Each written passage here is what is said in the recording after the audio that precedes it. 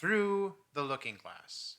By now, in the 17th episode of the original series, most viewers are hooked.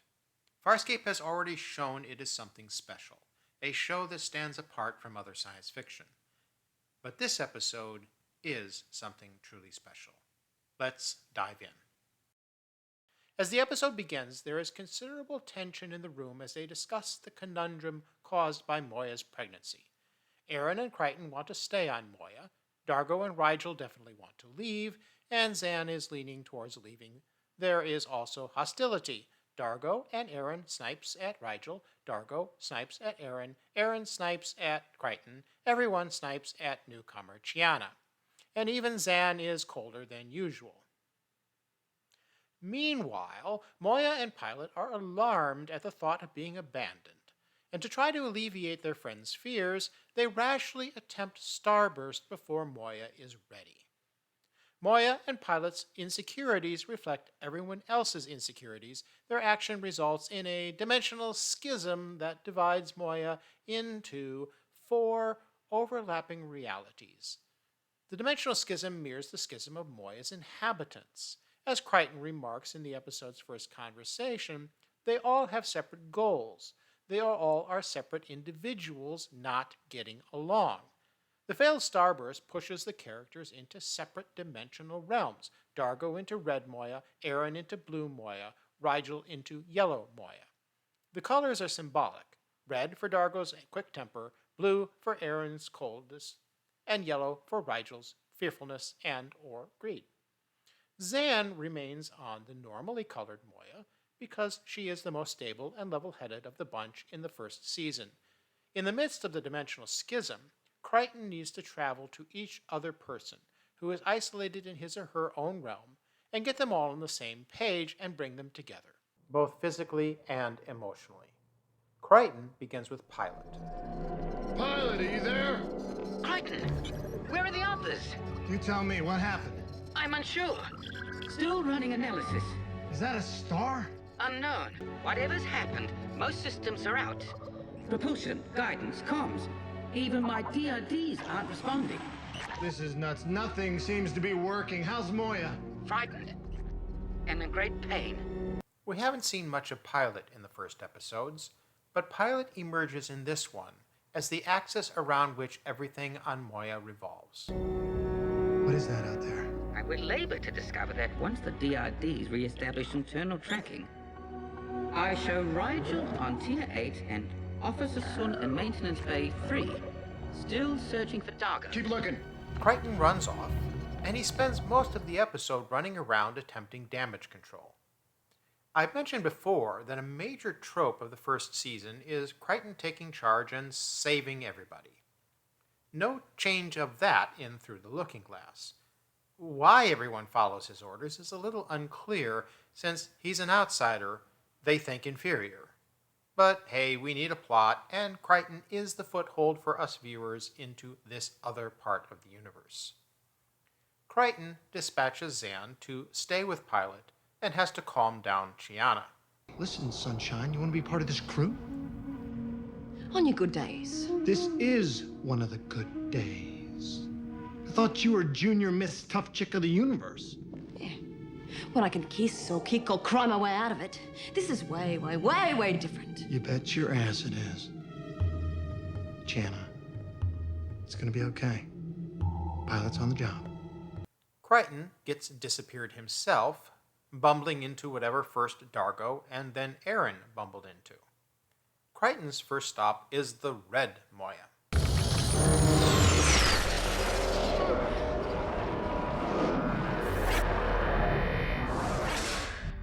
In this dimension, the red light messes with vision and balance and makes people nauseous. Ew, space vomit. Crichton can't see anyone else. Most disturbingly, Pilot is not there.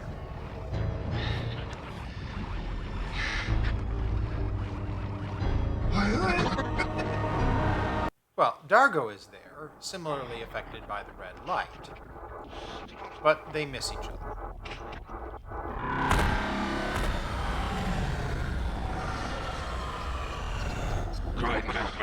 Crichton then stumbles onto a clue.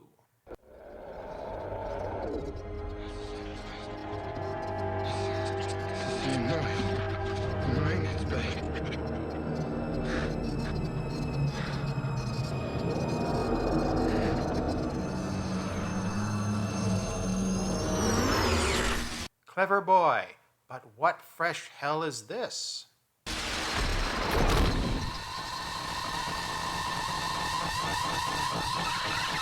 He quickly finds Aaron.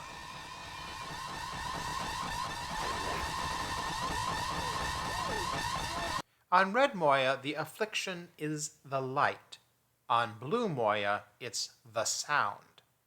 My guess is that the symbolism here is that Dargo has difficulties seeing beyond his anger, and Aaron has difficulties hearing beyond her stubbornness. But we see a softening and even humor from Aaron.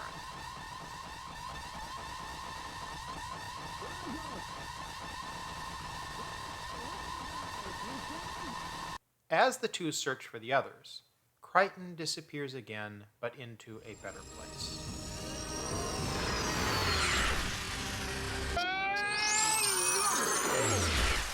Well, look at you! Rigel! Humor rules Yellow Moya. Shut up! Shut up! No. I gotta get out of here. You either help me. Find a way out of here. It's hard to find. You gotta listen for a weird, strange noise, something out of the ordinary. Weird noise. Does my stomach count? You don't make jokes. No, I don't tell jokes. And I don't laugh at them. It's this place. It's doing something to us. Yes, it is doing something to us. But we'll both feel better once we've eaten. Where there's a way in, there's a way out.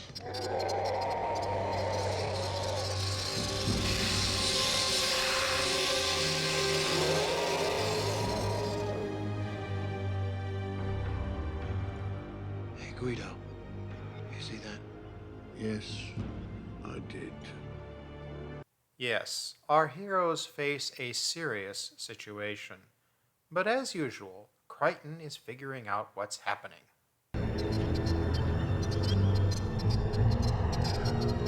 There's my noise.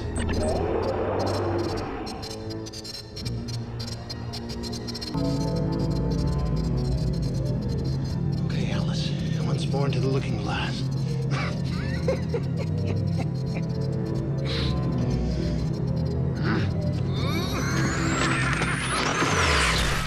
Your inability to locate them does not negate the fact that they are there. Then why can't we see them? Because you don't have X-ray vision, do you? John, where have you been? Right here. Pilot, what do you know about parallel realities? Temporal shifts, two objects occupying the same space at the same time. More information, please. There are at least 3 other Moyas right here, right now. But it's Pilot who understands what's going on. Do you know the mathematical hypothesis? Dimensional schism. Light and sound disjointed into base elements. Red, blue, yellow. Hypotheses don't just materialize, Pilot. Tell us what's happened to us. Starburst is technically the seam between space-time dimensions. Moya's power cells allow us access, and we simply ride out the energy stream until we're pushed out, at random. In her haste to accommodate, so you wouldn't abandon us, Moya entered Starburst without adequate thrust. At the moment, we appear to be stuck. Wild guess here. We're still in Starburst? Regrettably, our insertion vector was wrong, and subsequent fluctuations Screw the science lesson, Pilot. You should have told us that we're still in Starburst. Now we are stuck into what? whatever's on the other side.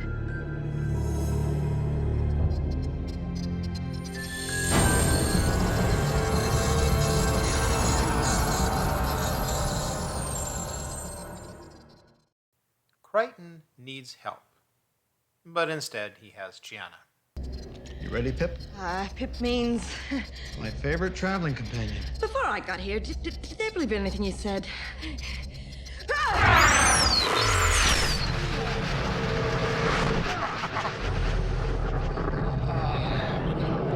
thought you said this red light hurt your head. It does. Well, not to me. I'm so glad. Come on, let's get... Dargo! You're alive! Barely. This light affects thinking and motor functions. Not to me. I saw you earlier on. What the hell's Mana happened to you? That's way too much to go into right now. Suffice it to say that Moya had a little problem during Starburst. She's wedged herself into another dimension and split off into at least 4 distinct parts. Have you ever heard of anything like this happening before? Dargo, I haven't heard of anything like anything before. Which is why it strikes me as odd that everyone takes orders from Crichton, the one person who knows the least about anything.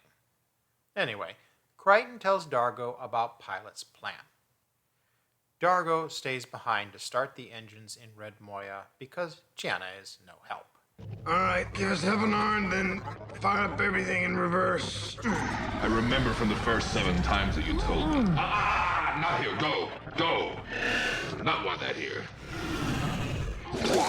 Ooh. Doesn't affect me. Are you sure about this? Just go up, What if the creature's waiting? then piss it off. How? Pretend it's me. So the two go to Blue Moya.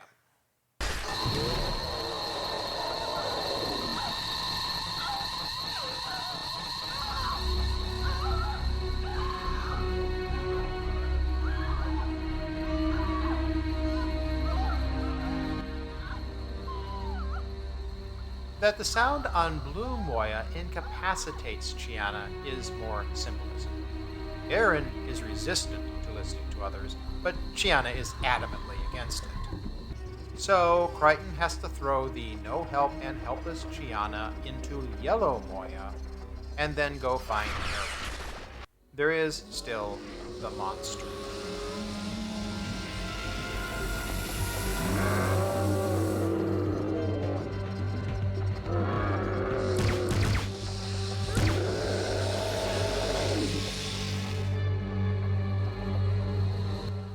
Aaron is actually helpful and clever. Hey, much better. You all right? Aaron, this is genius. I modified flight headsets to block out acoustic wavelengths, that's all. With that, Crichton is off to the Chuckle Twins. Careful. Don't slip and fall and die. I'm so glad to see you two are safe. Well, you said you'd have that look on your face. Well, I was worried about you. Well, I found Rigel, and I managed to bring him here, and then we started talking, and... Do you know any good jokes? Not besides the one I'm living. And the plan does not work because they have it backwards. I did a video years ago about the lesson that Farscape is teaching here. Not preachy at all, just simple. A simple lesson. Pay attention. Prime numbers. These scratches are grouped in prime numbers. 3, 5, 7, 11. Prime! He's trying to communicate. You bet your blue ass. Listen. Can you help us get out? I must destroy all material. The breach is fatal. Whoa, hang on, give us a chance. We're trying to back out. That path will tear the rupture beyond restoration. So what are you saying? There's no way? Forward. And when in trouble, go forward. I can guide. You must provide your own thrust. Forward. Wait. Forward. So Crichton begins his mad dash through the 4 Moyas, during which we get 2 memorable moments. Wait, 300 microns, then forward. I have no timekeeping device. 1 Mississippi 1 Mississippi 2, 1 Mississippi 3, 300 forward.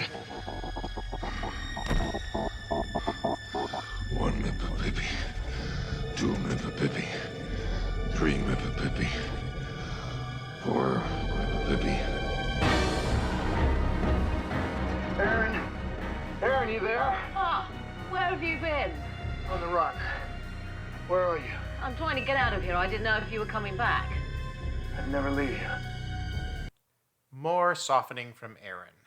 She smiles at Crichton's comment, partly from feeling endearment, and partly from feeling Crichton's sentiment is silly. But their bond is forming. And it all works, the going forward plan. 3, 2, 1.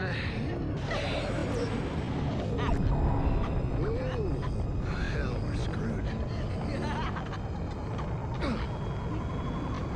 Should I disrobe so it's memorable?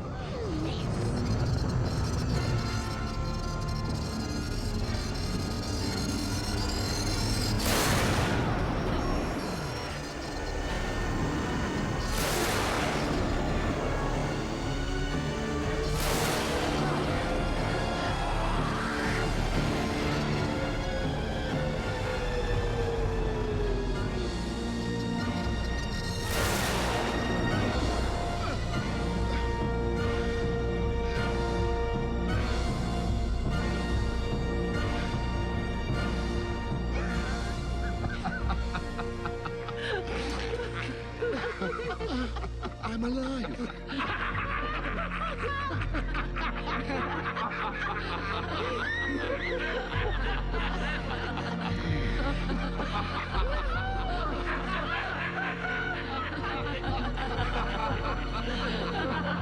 I failed to see the source of your amusement. Oh, Pilot, we long to hear you laugh. We'll have to wait for that. But we hear more laughter in the last few minutes of Through the Looking Glass than in the first 16 episodes combined. What we learn in this episode. We learn a lot. Pilot and Moya really want to have people on board. They are fulfilled by serving others. Apparently, everyone has some ability to cook, even Erin, who knows how to make something called smoked pronga sinew.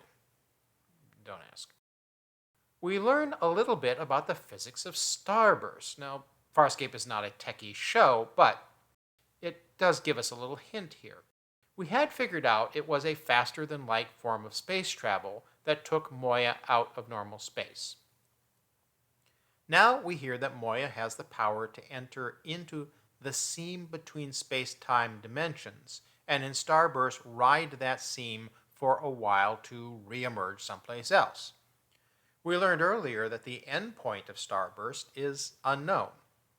That is the most explanation of the mechanism of Starburst that we get in the entire original series. Starburst is not meant to be used as a means of navigation, but only a defense mechanism like a squid uses a jet of water to escape a predator. And yes, we do know that that plot device about it being completely unknown gets shelved aside in later episodes, but I don't want to give anything away. But because Starburst involves traversing the seams between dimensions, it is possible for Starburst to go wrong, and the Leviathan to become trapped between or divided among dimensions. And there's a hint that this has happened before.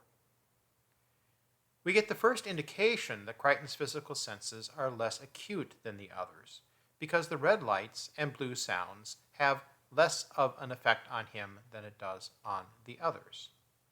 This is the first episode in which Crichton calls Rigel buckwheat. What's so damn funny? You're making less sense than usual, but in a cute way. Cute? I don't know what you've been smoking, buckwheat, but we got a serious problem Gianna here. is indeed a brat, and the others don't treat her with any respect. Can I say something? No. I know I just got here, but can I please say something? No. Pushed out at random. Not now, Gianna. What do you mean, not now? We go into this Star Lurch thing and we don't even know where we're going? At the next appropriate moment, you are welcome to leave.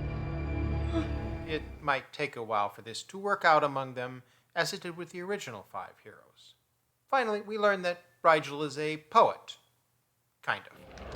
Oh, there is no expanse of the mind the will cannot traverse, or physically the distance laid across the universe. There's blessings many in the stars, save one lamented curse, that 16th Rigel, glory me, must travel in reverse. Ponderables.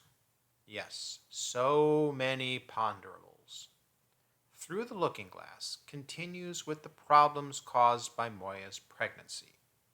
In this episode, our heroes take an extreme position on her pregnancy. There is one very long shot. Anything, pilot. Moya could, willingly, lose the baby. No! No way. Pilot, no. We cannot ask Moya to make that sacrifice. The baby cannot survive if we don't. Pilot, listen to me. Whatever happens, we go together. We keep the baby. I don't want to get into a contentious political issue, but the save the fetus no matter what attitude is extreme. And yes, it is a fetus, not a baby. This fixation on fetuses and children becomes an ongoing theme in the original series. It is almost as if Farscape is making a political statement. I'm not saying they are, but it's just a little odd sometimes. Pilot mentions that Moya has power cells. We have so far no information on how Moya travels through space. She just does. Pilot's instructions for reverse starburst include funneling the ion backwash. The ion backwash chamber was mentioned in Exodus from Genesis. Now we learn it has something to do with Moya's propulsion. We still know nothing about what fuel Moya uses and how she propels herself through space. She's a living ship, but what does she eat?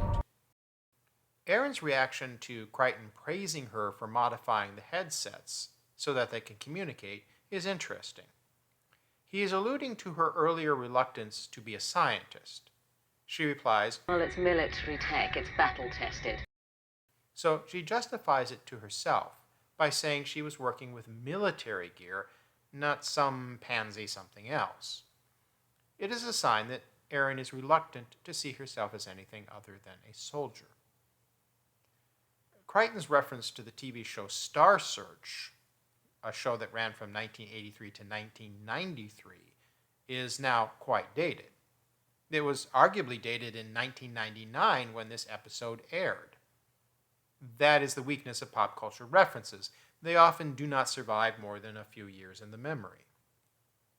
The final scene is the first time we see Dargo actually relaxed and happy. Crichton is in a position to figure out what's going on by virtue of the fact that he, unlike Rigel, Erin, and Dargo, is not transported out of normal Moya. It follows the Farscape template of learning about the plot, problems, and solutions through Crichton's point of view. Again, he is the foothold of our view into this universe. Crichton, being in the center of all the action, can help figure it out with Pilot's help. The significance of this episode is profound. But wait, the wild and intense ride is only just beginning. Please support the Farscape Continues project by donating through the Ko-Fi link below. Thank you.